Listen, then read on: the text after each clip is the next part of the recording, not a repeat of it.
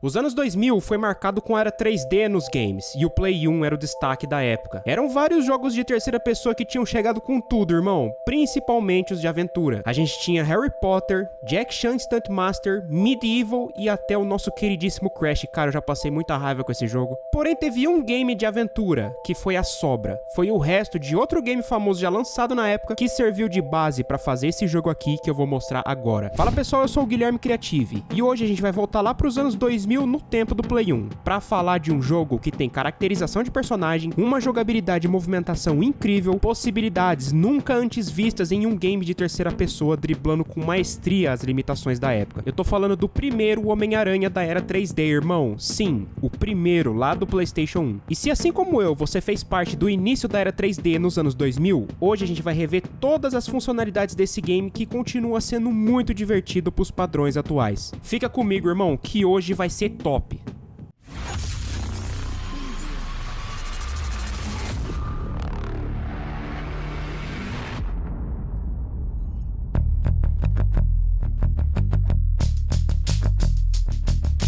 Olha pessoal, vou começar esse vídeo já sendo bem sincero com você que tá me assistindo. Esse vídeo não tem nada de imparcial, eu sou realmente fã desse jogo. Tanto que esse vídeo foi pensado pra atingir dois tipos de público. Os que não jogaram e vão se impressionar com um game que na época já era dessa magnitude, e os que jogaram sim e vão matar a saudade sentindo a nostalgia de um tempo que não volta mais. Então comenta aqui embaixo de que lado você tá. Vamos lá pessoal, pra falar do Homem-Aranha, se você teve o Play 1 provavelmente vai lembrar de uma empresa que se chama Neversoft. Ela era famosa pelo seu logotipo inusitado, por ter um olho gigante e ficava fazendo palhaçada nas intro. Essa empresa aí ela foi fundada em 94 e assinou com a Activision para desenvolver um jogo de skate que todo mundo lembra qual que era.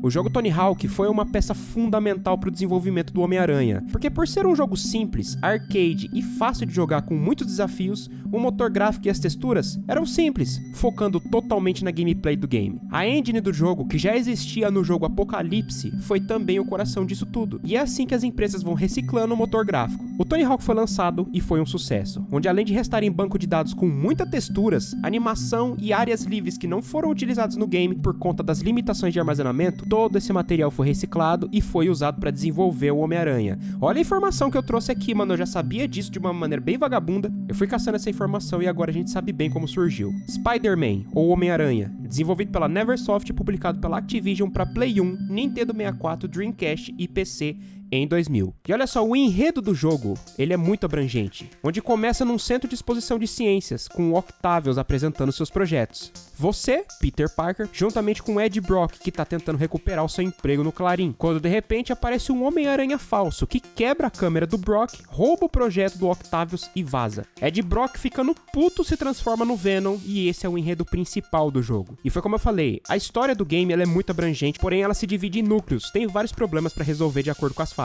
E nelas você tem amizade com muitos outros heróis da Marvel que aparecem na história, como a Gata Negra, Demolidor, Tocha Humana e até mesmo o Justiceiro. Eles aparecem pra trocar uma ideia contigo pra saber o que aconteceu e pra te dar dicas de game pra derrotar os outros vilões. E falando em vilões, são vários. A gente tem o Scorpion, o Rhino, o Venom, o Mistério, o Dr. Octavius e o Carnificina. Foram os outros eventos que ocorrem no game, como rouba banco e tudo mais. Cada fase, ela é construída até chegar no local do objetivo. Porém, o início do game, ele é icônico por apresentar um mundo no estilo semi-aberto, onde você está em cima dos prédios com o objetivo de chegar num local específico. A mecânica do jogo é você ter que usar sua teia para chegar até lá, onde a cidade ela foi tomada por uma toxina e a rua ela não é mais segura. Se você cair do prédio, não tem chão e você morre. E essa parte do enredo, ela serve mais como desculpa, é basicamente para cobrir as limitações do game, quando na verdade a névoa é um fog, é uma neblina, é o limite do game que detém um abismo infinito. Se você cair, você morre, então você só pode andar por cima dos prédios mesmo. Isso daí eu achei magnífico, não perde a essência do jogo. E como eu tava falando, o início do game ele é icônico por conta disso, onde você é o Homem-Aranha e tá em cima dos prédios para combater os bandidos em um mundo totalmente seu. E amigo, na época eu tinha só 8 anos, e qualquer criança é fã do Homem-Aranha, e olhar para um game que você controla o Homem-Aranha em terceira pessoa em cima dos prédios, cara, era uma novidade incrível. As primeiras fases têm uma atmosfera muito icônica, onde a trilha sonora só aparece quando você chega perto dos bandidos. E é legal, porque ali você pode explorar a fase, e cada fase tem um coletável, onde você pode coletar quadrinhos do Homem-Aranha que ficam espalhados por todas elas. Só que como eu falei, eu tinha 8 anos, e na época eu só ficava brincando por ali mesmo. Ouve só a atmosfera desse game como era.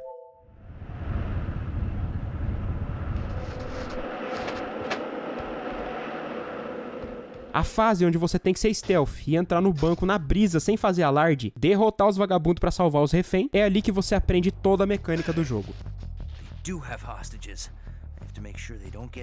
Tem a fase também onde você precisa salvar o Jameson, também é legal, você corre pelos prédios à noite. Essa fase te ensina a ser rápido e não perder muito tempo. Pena que não dá pra explorar muito, porque você tem um tempo específico pra chegar até o local pra você poder salvar ele e derrotar o Scorpion.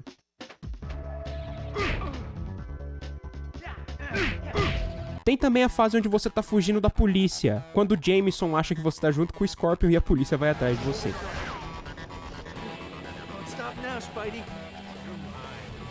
Ela também é muito desafiadora e legal, te ensina a ter reflexo no jogo. Existem muitas outras fases legais no game, onde a mecânica tem que ser precisa e os desafios eles são exatamente no ponto. As fases dentro do esgoto são bem detalhadas, onde você derrota criaturas que tem por lá.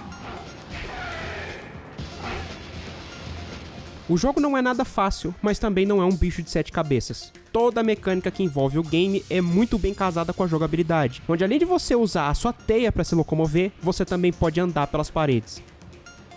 Toda a característica do jogo, as texturas e os gráficos são cartoonizados, focado nos quadrinhos. E é uma das coisas que eu amo muito nesse game, porque ele não busca o realismo, mas ainda assim ele tem bastante o pé no chão. Só que tem uma coisa que eu amo muito, mas muito nesse jogo, é a caracterização de personagem. Onde ao decorrer do jogo você desbloqueia novos uniformes do Aranha pra você poder jogar. Cara, isso me conquista demais em qualquer jogo, viu? É um uniforme mais legal do que o outro. Os meus preferidos são o do Venom e o da Aranha Escarlate. É muito top, mano. E digo mais, você pode até jogar sem uniforme, apenas com a roupa casual do Peter Parker. Olha que legal, mano. Pessoal, olha só, eu falo muito desse game porque ele é o meu preferido, mas a gente também não pode esquecer do segundo jogo, que veio um ano depois. E esse aqui tem muito mais possibilidades, texturas mais aprimoradas, algumas mecânicas novas, mas o que me chama mais atenção é que algumas fases têm a possibilidade de você jogar no chão. Sim, cara, na rua mesmo. Tem níveis que simulam fases semi-abertas baseadas em um ambiente livre, mas ilimitado, que é pra você poder resolver as missões sem sair muito do objetivo. Mas ainda assim, eu ficava brincando muito por lá o tempo inteiro explorando o mapa. E foi como eu falei, o jogo consegue driblar muitas limitações do game na época, sempre colocando algum empecilho para que você não saia muito do reio. No Homem-Aranha 2 existem mudanças sutis, onde a textura e o desenho do uniforme do Aranha tá mais desenhado, as linhas de teia estão mais nítidas, embaixo das axilas do Aranha tem aqueles detalhes das teias, e isso é canônico, tá? Tá nos quadrinhos antigos do Aranha. E isso tudo, além de terem adicionado outras roupas mais tops pra você jogar. E isso aqui pra mim, velho, é a cereja do bolo. Tem as roupas baseadas nos desenhos do Alex Ross, que ficou muito top, entre outras que chamam muito mais atenção, velho.